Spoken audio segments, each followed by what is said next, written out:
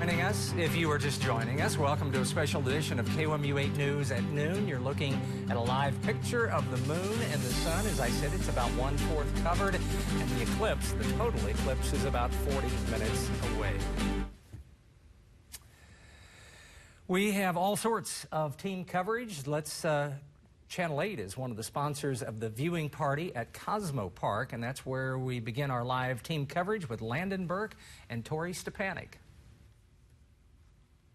Actually, let's go and take a look at traffic real quick here first. You can see on this live traffic image, everything's going pretty well, actually. Not seeing too much going on out there. If we zoom in a little bit on Columbia, you can see traffic is all green for the most part. A lot of folks already where they're supposed to be, which is great news. That was the plan. That's what needed to happen. And even in Jefferson City, a little bit of a slower traffic there, but for the most part, doing okay there too. Tyler Emery is live in our storm tracker, which is doubling as a traffic tracker today. Tyler, what's it looking like out there? Kenton, like you mentioned, it is very empty out and about. It's looking like everyone got to where they wanted to go. You can take a look. Right now, I am on 63, and you can see there are not many people out and about. I drove through downtown Columbia as well, and you could see people all over, but not too many cars on the road. So if you are wanting to change locations before totality happens, you will be able to do that pretty easily to get where you want to go. There are not too many cars in your way. So yeah, stay tuned. There's not too much traffic out on the roads. I will keep you updated if anything changes at all, but for now I'll have to send it back over to Jim in the studio. Tyler, thank you very much. My guess is the viewers have already gotten to their chosen spot, and that's why the roads aren't very busy. KOMU 8 is one of the sponsors of the viewing party at Cosmo Park on the north side of Columbia. That's where we begin our team coverage with Landon and Tori.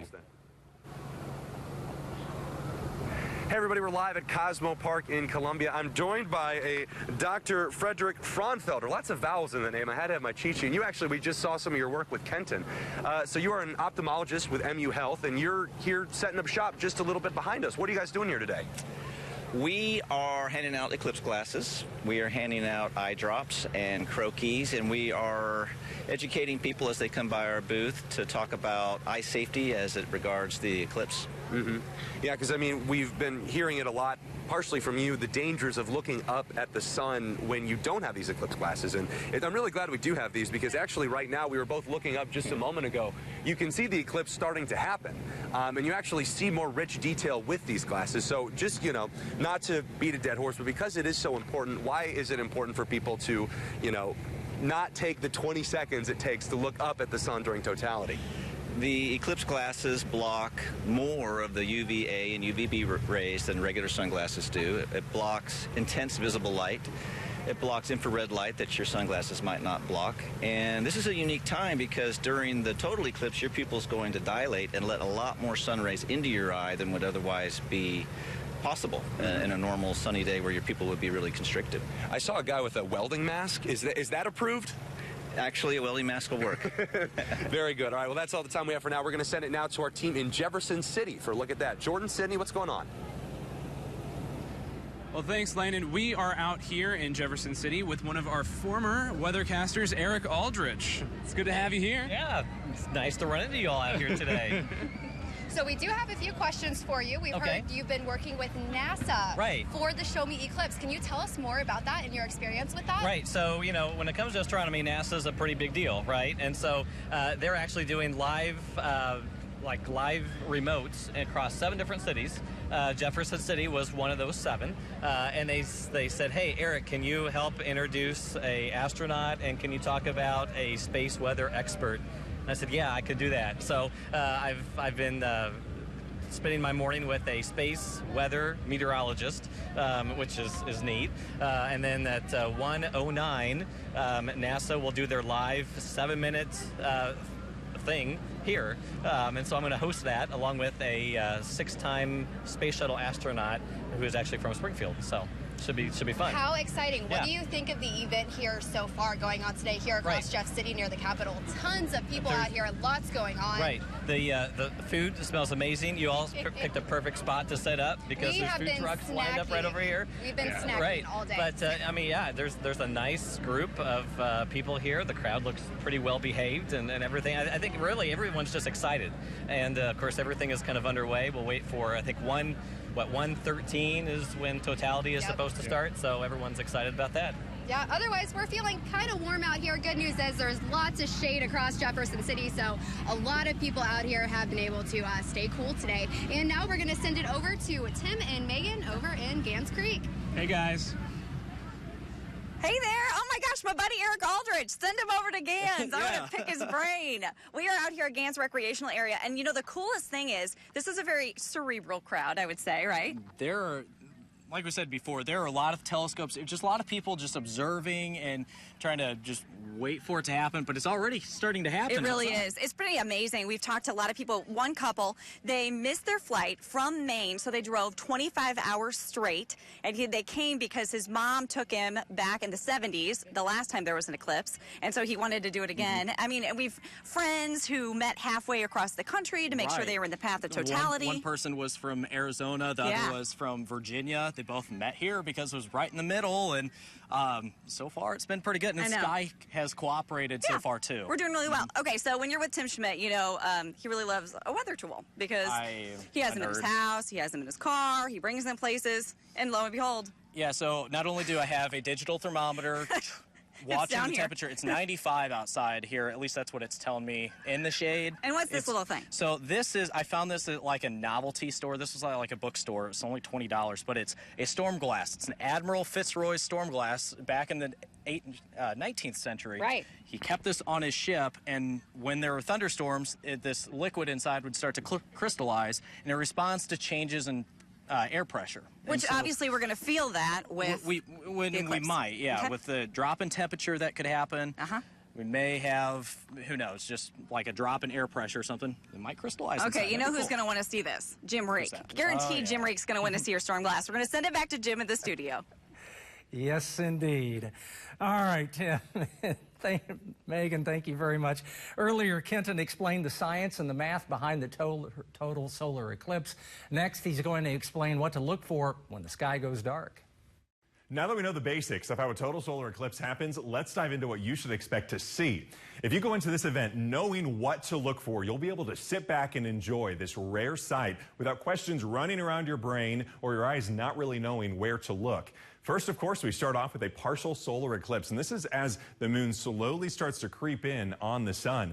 And when the moon covers up half of the sun's light, you'll be able to start to feel the temperatures dropping.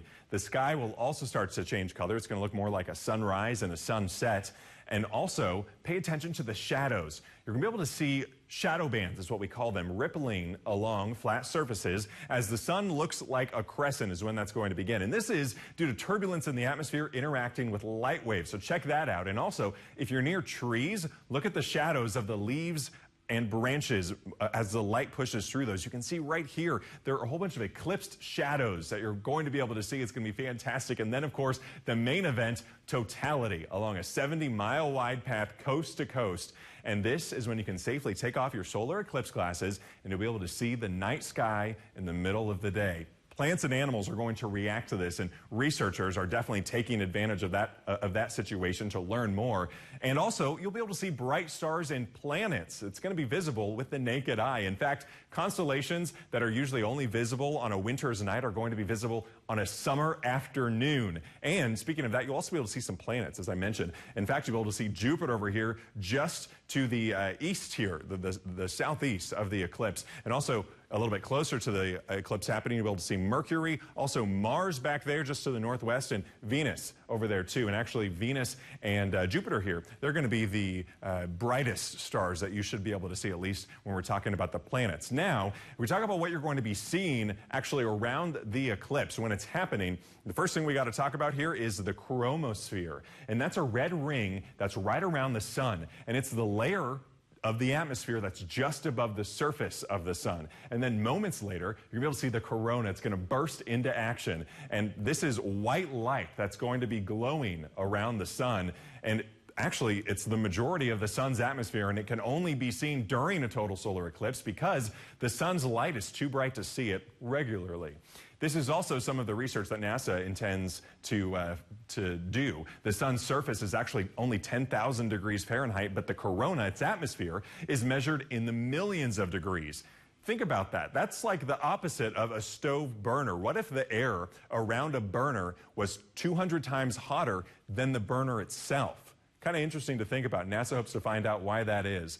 And also, just as totality starts to end, you're going to start to see a burst of light right on the northwest corner, the top and right corner of the eclipse. And we call that the diamond ring effect. You can kind of see, looks a bit more like a diamond ring there, right when that burst of light comes out. And also, you'll also be able to see the Bailey's beads is what we call it. It's described as pearls right around the sun's surface. And this is actually the sun's light trying to reach the Earth's surface through mountains and craters along the moon's surface. So interesting there. You'll be able to see that too, just as totality starts to end. And then, of course, we head back into the partial eclipse. You'll start to feel the temperatures warming back up, and you'll see the eclipse shadows once again. And then it's all over. The entire process only taking about 2.5 hours.